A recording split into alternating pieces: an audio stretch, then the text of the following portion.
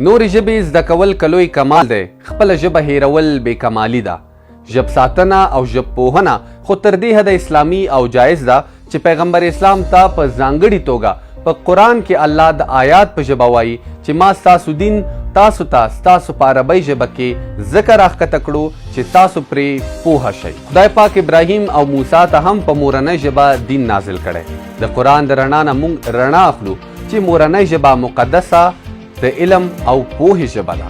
د مورنۍ ژبو په اړه نیلسن منډلا ویلي په بله ژبه خبرې مغزو ته لویږي او د مورنۍ ژبې خبرې زړه ته لویږي. د مور ژبه یا مورنۍ ژبه هغه ژبه ده چې انسان په لومړنۍ ورځو شپو کې پرې خبرې کوي او د خپلو خیالاتو اظهار پرې کوي. ژبه او پیژنګلوي له یو بل سره نه بیلېدونکي تړاو لري. مورنۍ ژبه تر ټولو غوره او مهمه آله ده چې یو کس خپل پیژنګلوي پرې وساتي او خپل کلتور سره آشنا اوسي. ملګرو ملتونو 21 د فبروري د مورنۍ ژبې نړیواله ورځ نومولې ده. د لومړي ځل لپاره د ملګرو ملتونو نړیوال سازمان دا ورځ شاوخوا 21 کاله وړاندې یعنی په 1999 کال کې ونمانځله. دا ورځ د دې لپاره په نړیواله کچه لمانځل کیږي چې د هغو ژبو یادونه وشي چې ویونکي یې لږ او د یوې سیمې سره تعلق لري. ملګرو ملتونو بله موخه د یادې ورځې له لمانځلو او یادولو دا ښودلې ده چې حکومتونه او ادارې دې ته وهڅوي چې ماشومانو ته په مورنۍ ژبه د زده کړې زمینې برابرې کړي. ملګرو ملتونو ویلي دي چې مورنۍ ژبه باید په ورځنیو چارو او راکړو ورکړو کې د دې لپاره وکارول شي چې د ورکېدو مخنیوی وشي. دا چې د ژبو په تړاو پراخې او بنسټیزه څېړنې نوې شوې نو د 20مې پیړۍ تر پیله داسې ګمان کېده چې په ټوله نړۍ کې به شاوخوا 1000 ژبې وي. خو د وخت په تېرېدلو او د څېړنو په پایله کې معلومه شوه چې په نړۍ کې په زرګونو ژبې دي او د ویونکو پر اساس توپیر کوي چې ځینې یې لږ او ځینې یې ډېر ویونکي لري. څېړنې ښایي په نړۍ کې نږدې 2000 ژبې شته دی. له دې ډلې 2000 داسې دي چې په هره یوه یوازې د 1000 شاوخوا خلک خبرې کوي. تر ټولو ډېر خلک په چینایي ژبه غږیږي چې شمېر یې له 1.2 میلیارډو خلکو اوړي. همدارنګه انګلیسي، اسپانوي، هندي، عربي او پرتګالي ژبې په ترتیب سره ډېر ویونکي لري. آیا پوهیږئ چې ځینو ژبو ته ولې مړې ژبې ویل کیږي؟ ټولنیز باورونه دا دي چې یوې ژبې ته هغه وخت ورکه شوې ویل کیږي چې پخوا وه خو اوس یې ویونکي نشته.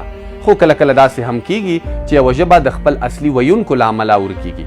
هغه داسې چې پرې خبرې ونه کړي او د بډاینې لپاره یې کار ونه کړي او دوی د نورو ګټو او یا مجبوریتونو له امله بلې ژبې ویلو ته مخه کړي.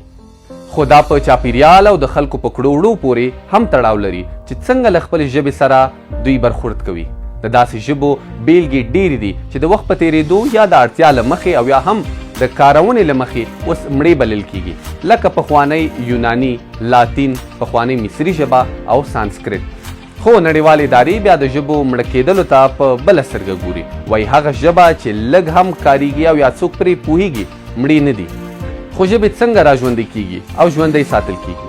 ژبپوهان په دې باور دي چې یوه ژبه وروسته له هغه را ژوندۍ کیدلی شي چې اصلي ویونکي یې کار ورته وکړي، په دې اړه څېړنې وکړي، اصلي کلمات یې را پیدا کړي او منظمه یې کړي. له دې بهیر وروسته باید د لیک او لوست ژبه شي او اصلي ویونکي یې په ورځنیو کارونو کې د کارونو په لومړیتوب کې خپله ژبه راولي. په افغانستان او پښتونخوا کې ډېرې داسې ژبې شته چې ویونکي یې بیخي لږ او یا هم نشته. د سوات بدیشي ژبه نړیوالو ادارو هغه وخت مړه وبلله چې د BBC د رپورټ له مخې یوازې 3 کسانو پرې خبرې کولې. د افغانستان د لږکیو ژبه پشهیي، نورستاني، بلوڅي، هزارګي، ازبکي، پامیري، براهوي او ځینې نورې ښودل شوي دي.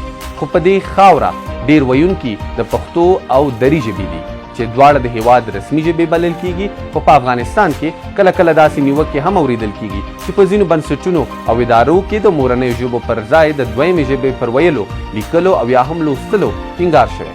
او دا هغه څه دي چې د دې هیواد له قوانینو سره په ټکر کې دي.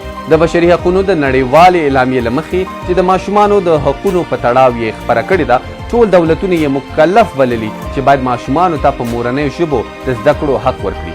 د مورنۍ ژبې نړیواله ورځ موږ ته دا فرصت په لاس راکوي چې د مورنۍ ژبې پر اهمیت ځان، قام او نړۍ خبره کړو او خلک هڅوي چې خپلې ژبې ته کار وکړي او لا یې غني کړي. نو د مورنۍ ژبې نړیواله ورځ دې ستاسو ټولو مبارکه وي او خدای دې وکړي چې موږ د خپلې مورنۍ ژبې خدمت وکړو.